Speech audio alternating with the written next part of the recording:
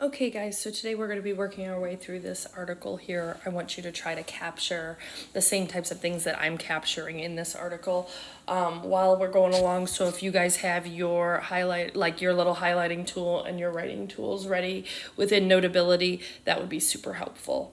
So at any rate, we are going to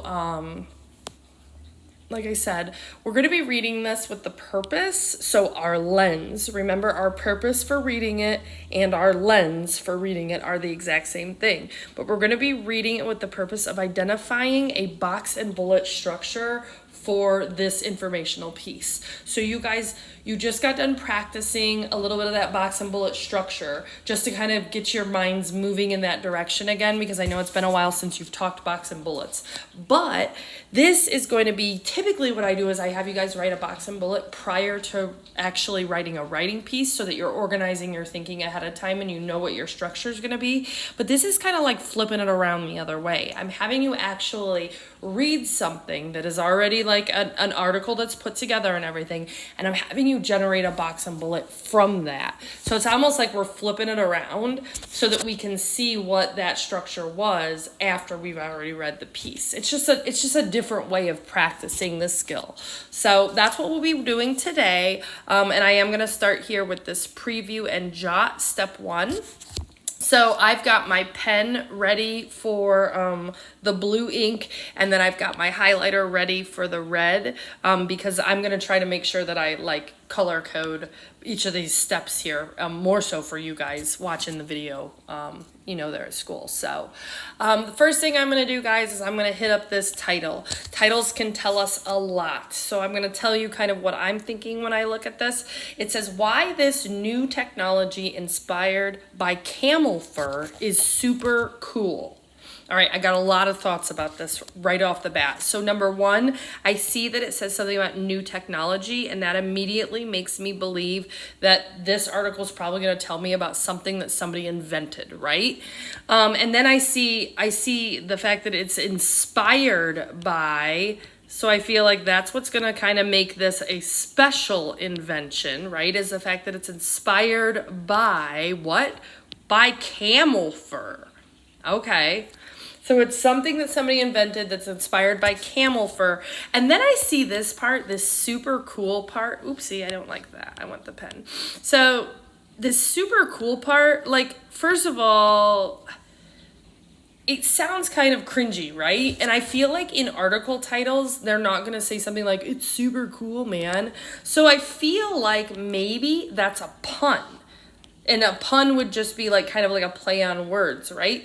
So I'm even going to write that. I'm going to write question mark pun with super cool just because I'm like, I don't know. Why would you put super cool in an article title? It just doesn't seem very formal or very informational to me, I guess. So it stands out to me. We got our beautiful little friend here, Mr. Camel. His name's Christopher, from what I hear, and he's got his big long eyelashes. But we're going to go down beneath him, and we are going to see, oh, look, there's a caption. So let's read that. That's always important when you're previewing a text to make sure you're looking at all of the text features. So we've got scientists developed a new material based on how a camel cools itself in the desert. All right. I feel like we got some more information here, right? So we've got scientists, okay, that's who's doing the little inventing or whatever, but they say a new material. So that makes me think of like cloth, right? A new material, maybe that they can make clothes out of or something. And then they said based on how a camel cools itself. So I'm thinking this might be pretty cool technology because I'm looking at this furry fellow right here with all of his thick fur on him. And I know that they live in the desert a lot of times, or at least that's where I've seen them, when they show them carrying people through the desert and whatever. So they must have some pretty good, cooling technology in their genes there. So this is pretty interesting. I'm going to continue to preview here. I'm kind of just like skimming along here, trying to see. I see that we've got Massachusetts Institute of Technology, and he's an engineer, got some names and a date here, November 2020. That makes me feel pretty reliable that this is a rather it's a rather recent source. So this information is pretty recent, meaning it shouldn't be too out of date. So it's more reliable. And then I get down here and I see, oh, we got a heading here. Headings are something you always want to make sure you pay attention to when you're previewing a text as well. This one says how the technology was made. All right, that's pretty self-explanatory. Kind of like, what did they do to invent it, right? All right, so I'm going to go back to skimming down here. Skim. I don't know why words like that always stand out to me. Things with like X's and Y's and things that are spelled weird. And I see these and they all kind of look, I see lots of sciencey words. I see vapor and evaporates. And I could just tell this is going to be a pretty sciencey part, which really just goes, that makes sense. Like if they're telling me how they invented it, that'll be a sciencey part. That makes sense. And then we get down here, we got another heading. We've got measuring how the technology performs. So that's kind of like, did it work, right? So this is how it was made. Then we put it to the test to see if it works. I skim around there and I got some numbers. Numbers always tend to jump out at me too. So I guess that would make sense if we're talking about cooling, that they're probably talking about, you know, temperature and things like that. And it says there's a sensor that measured it. So yeah, they must have tested it there. Then I go down and I see the technology's potential applications. So that, to me, when I think about it, when I think the word potential, it means like what they could do in the future. And then applications would almost be like uses. So it's like future uses, right? I think that makes pretty good sense there. In case we're trying to figure out the vocab. And then looking through there, I don't see it. I see some more sciencey words or whatever, but I feel like nothing else really stands out to me with the skimming part of that. So, all right, after previewing it, I can tell that this article is going to be about some sort of a material that the scientists made that is supposed to keep people cool, I'm guessing. I guess that's really just a guess for right now. So for now, all I really know is that scientists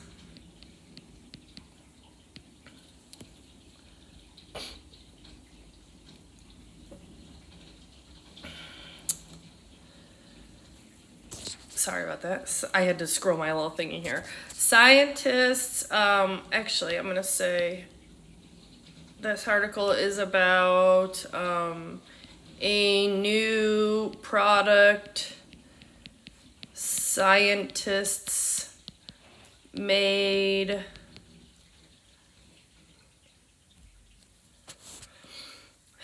I guess based on what they know about camel fur, I guess, right? Okay. Because I don't really know, like, what about camel fur. I'm assuming it's about cooling factor because they're furry, because they're in the desert, because they use that little pun that I think is a pun in the title. But I can't really jump that far to, oh, I know that this is about cooling because I haven't actually read the article yet. So I'm not going to go there yet.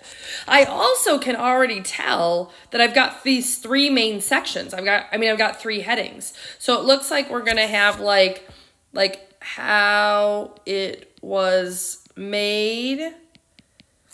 Then I look back here. That was when they, how it, or did it work? Question mark. And then that third one was the future uses, right? So far, that is what I have figured out, okay? The next thing I'm going to do, guys, as you can see down here where I have my pink writing, it says, as you read for central ideas, that's going to be step 2, we can revise these ideas. So we might end up adding some ideas there. We might have to figure out different wording of it or something, but we can add that as we go along there, okay? So I'm going to go back up to the top. It looks like I've got my highlighter color this time is this green, and my my writing color is pink. So I'm just going to go ahead and I'm going to annotate this now for like central ideas. I'm not going to do since I'm not creating a summary, I'm not going to do the little sentences over to the side. This time I'm just going to kind of jot things where I see necessary throughout the article as I read, okay? So get your pencils and your little highlighter tools ready, and we're going to go at this here. All right, so it says, would you wear... Here, I'll get this going. Would you wear a fur coat in the desert? Camels do. Their thick fur actually helps to keep them cool in the desert heat. If it didn't have the fur, it would sweat way too quickly and run out of water, says Jeffrey Grossman. He is an engineer at the Massachusetts Institute of Technology. All right, I'm going to grab a couple things here. So first of all, I want to make sure that I highlight his quote because I like this quote. It basically tells me kind of the reasoning for why they decided to target the camels and their fur, because obviously they prove that if with that fur, if they didn't cool themselves down, they would run out of water. There isn't a lot of water out there, in the desert. So and I'm also going to notice, too, we got this Jeffrey Grossman guy over here that we're quoting now. I want to make sure that I know he's an engineer from Massachusetts Institute of Technology, just because that I feel like sounds like somebody that is more of a reliable source. Like, we can take what he says and, like, understand. I also am going to just jot a little note over here about what this paragraph was about. So this was just basically about like why the camels have, I guess, and need the cooling, right? So that's kind of what that was about. I'm going to go to the next paragraph. Animals sweat when it's too warm outside. Their skin cools down as the sweat evaporates or changes from a liquid to a gas. Camel fur lets sweat slowly dry up over time instead of all at once. It keeps the animal cooler over longer periods of time. All right, so a couple things in there I want to capture. I want to make sure that I get this fact that camel fur lets sweat slowly dry up over time instead of all at once. And I also want to make sure that this idea that it keeps the animal cooler over a longer period of time, that we capture that as well. I'm going to keep going with this and just kind of grab some things as we go. It says, Grossman wondered if he would make a material that acts like a camel's sweat and fur. He studied this question. He published research in a scientific journal in November 2020. I am going to go ahead and get that date underlined just because I think dates are always good to include, especially if we were going to turn around and write about this. But it looks like that was his goal there, was to make a material that acts like a camel's sweat and fur. So I definitely wanted to grab that. And then the last paragraph here moves on to say he wanted a technology that would use water to keep a surface cool for a long time. It would not need more energy, like electricity. That means it could keep food and medicine cold in places that don't have refrigeration. All right, I do want to make sure that we see technology that would use water to keep a surface cool for a long time. I feel like everything there, like if we took this stuff here and this stuff here and this here, and if we said that this is what they want, this is what the scientists are trying to do, this is what they're trying to obtain, right? Or they're trying to get to happen. And then you've got your actual like end goal. The reason that for all of this, they want to keep it cooler for a longer time. They want it to act like the camel's sweat and fur. They want it to be a water thing. But the end goal overall is to use this so that they can keep food and medicine cold in places that don't have refrigeration. Because when you start off and you start saying, oh yeah, they want to make a material like camel fur, it's like, what? Like, okay, like cool, I guess. But then when you actually find out what their end goal is and the reasoning for it, I think it makes it so much more valid there. So that's definitely something we want to capture. All right, so it looks like when we get down here, it says this is the part where they tell us how they made it. So I'm going to go through here, capture a few things as well. It says Grossman designed the technology to have 2 layers. So I think that's important, 2 layers, right? The bottom layer is a hydrogel. Ooh, I feel like that's important. And I'm actually going to circle that word, hydrogel, because I feel like that's going to be a word that I need to understand. And it says it is a gel made of mostly water. So there it went ahead and it was kind of like an apposition, right? Even though it's a different sentence, they gave us that idea there that the hydrogel is a gel that's made mostly of water, and it says that the water from the gel evaporates. It cools the surface the hydrogel is on, like sweat cools skin. So we got that water evaporating there, and then it cools the surface. Like that's how it works, okay? Then we go in and it says the top layer is an aerogel. Ooh, I'm going to circle that word too, because I feel like that's going to end up being.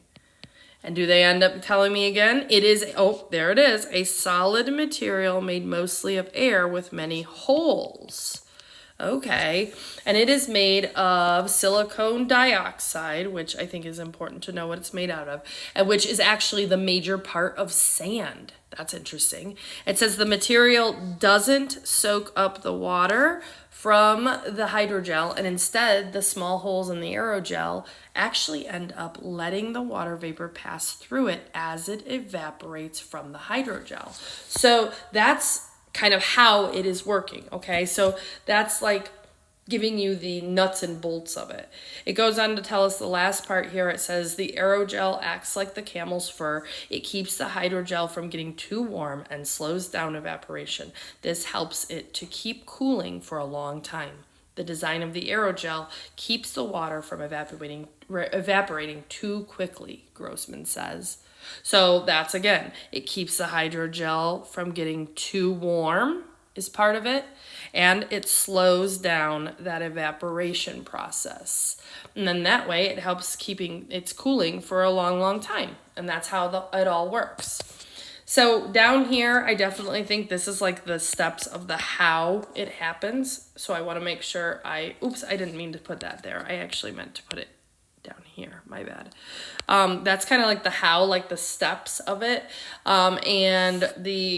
I want to make sure I also say, like, they kept saying that this is like the camel's fur. Okay, so make sure that you said camel's fur is down there.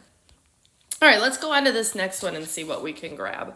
So we've got, to see how well it worked, Grossman and his team tested it. They tested it there. So we know that this is where they start to actually see if it works right. They put the system into a chamber. The scientists could control how much water vapor was in the air of the chamber. The temperature of the chamber was kept at 30 degrees Celsius or 86 degrees Fahrenheit. A sensor measured the temperature of the surface under the hydrogel.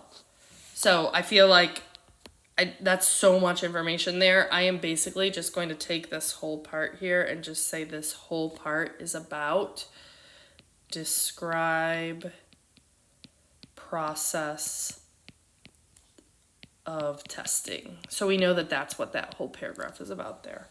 And then it says the scientists compared their creation to a single layer of uncovered hydrogel. The surface under the hydrogel was around the same temperature for both systems, but the surface under both the hydrogel and the aerogel stayed cooler for 4 times longer, as long as 4 times as longer than the single layer. Okay, so I think that's pretty good. It stayed cool. That's your results right there, right? That's pretty impressive. 4 times, dang. So let's write 4 times. Yay, it's success. Yay. So it did work. That's awesome. All right, so going down to this next one, the technology's potential applications. It says scientists still need more research. I do feel like that's important. Still need more research first, right? But then it says before they use the technology to cool supplies in buildings. The hydrogel gets its power from water. So once the water evaporates, the material no longer cools the surface it's on. Camels can simply sweat to add more water to the skin, but the gel needs to be filled up with water. Grossman and his team are working to solve this problem. One idea is to get water from rainwater or condensation. If that should work, its cooling power could be endless. All right, so I'm going to get a couple things in there. I do think that you've got a potential use here about cooling supplies in buildings for sure. I also think that this right here, this idea that the water evaporates and the material is no longer cool, I think that's kind of a problem that they're pointing out, right? This is a problem with the technology, which is good because that also shows that they're not being too biased about like, oh, this is the greatest thing of all time. So they are pointing out both sides of it. But then I also think that it's important to say that they've already started to think about getting water from the rainwater or condensation. And then that whole thing, its cooling power could be endless because this whole part jumps to a possible solution to that problem. So they're already thinking ahead about that. All right, so if I look down here and I want to revise my thinking at all, I know that I want to make sure that these are worded pretty well. But we've got how it was made. I feel like that's basically what it was about, but there's so much science in there. I think I'm going to add a little bit to that and just say, and the science behind it. So make a little edit there to that. Did it work? Maybe we say like how well it worked.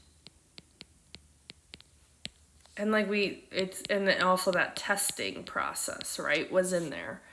And then future uses, I think we also have to add in there, and problems and possible solution.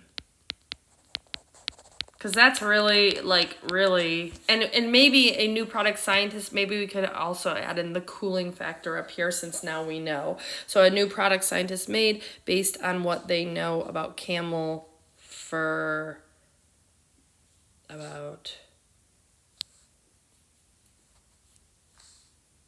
let's say about how camel fur cools the animal. That might be a little bit better. And then we can get more precise there, okay? So here's the thing, guys. When I look at this, I can already tell that this is making its way into a box and bullet. I mean, if you look at this, we've already got our box starting up here. We've got each of our bullets along here. So what I want to do is I want to go ahead and I want to try to organize this into a box and bullet that I could actually flip around then and turn into a thesis as well, okay? So that means we're going to have to word things just so for our box and bullet so that we know that we're ready to move on to that thesis statement, okay? So the first thing I'm going to do, I am going to start it off for you a little bit. It would be important that at the beginning of this, because we know our thesis statement comes in our introduction paragraph, we know it comes at the end of that paragraph. But a lot of times it is important that you want to make sure you mention your article and your resource as part of your thesis as well. So that's what I've done up here, guys. I gave you a little like sentence starter just based on where I got this article from. It says, according to information adapted from Smithsonian.com by News ELA writers. So if you were going to turn this into a thesis statement, that could be the beginning of your sentence. From there, I'm going to go ahead, I'm going to keep looking back at what I've got up here, and I'm going to come up with a good statement that I can make about everything that I learned about in this article. So I'm going to go ahead and use this. Actually, I think I'm supposed to be using the green pen now, but I think so that it stands out and you see what I write, I'm just going to use black for this part. All right, so this says, scientists have developed, going off of what we had up above, a system for creating a material that would cool a surface working much like the fur on a camel. Kind of long, but I mean, it's a good sentence on its own. If you were going to turn that into a thesis statement, you might also, oh my gosh, I have to stop doing that. You might also have to kind of like slim that down a little bit just so that you could add your reasons on the end. But if I move on here, my bullets, so that kind of captures everything there. Got the idea that the scientists developed it. It's a system for creating a material because it's that 2-layer system. And then they've got the fact that it cools a surface that's like camel fur. So we got all of our information in there. And then I'm going to look back at these things up here that I dropped in here. And I'm going to craft those into some good bullets for me. So the first one is, I'm just going to say this, excuse me, this article describes the elements and science behind how it works. I'm gonna say this article describes the, oops, I don't want to say the, my bad. How they tested the material and how successful it was. And finally, this article describes the future of this newly invented material. Okay.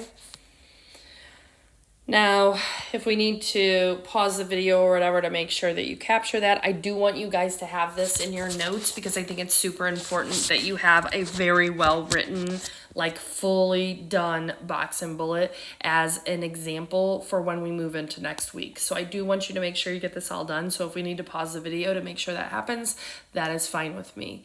You guys can go ahead and do that. Now, we could also be moving on to look and to start actually filling in like, you know, like the little examples of our reasons there. We could move on to there and say, you know, like the elements and science behind how it works. We could go back up in there and we could start talking about, you know, the hydrogel and the aerogel and the fact that those, like how those work together. We could list those there. I'm not going to make us go that far today because this I think is enough of a reminder. But if we did that, you know, eventually when we start writing, that is going to be good practice for us so that we're pulling those examples right out of the text, okay? So guys, this is what I've got for you today. Hopefully you guys were able to keep up with all of that. If you were not able to keep up with it, don't worry. I can always always email you my copy of it. But I do, like, as always, I do appreciate those of you who try to keep up with me because this is a skill that you guys need to practice kind of being really good at with capturing these notes and things like that. Okay? All right, guys, go ahead, just keep this in your notability, and that is something that you can refer back to when we get into our construction of our own boxes and bullets. All right, guys, thanks so much. Love you. Bye. Mwah.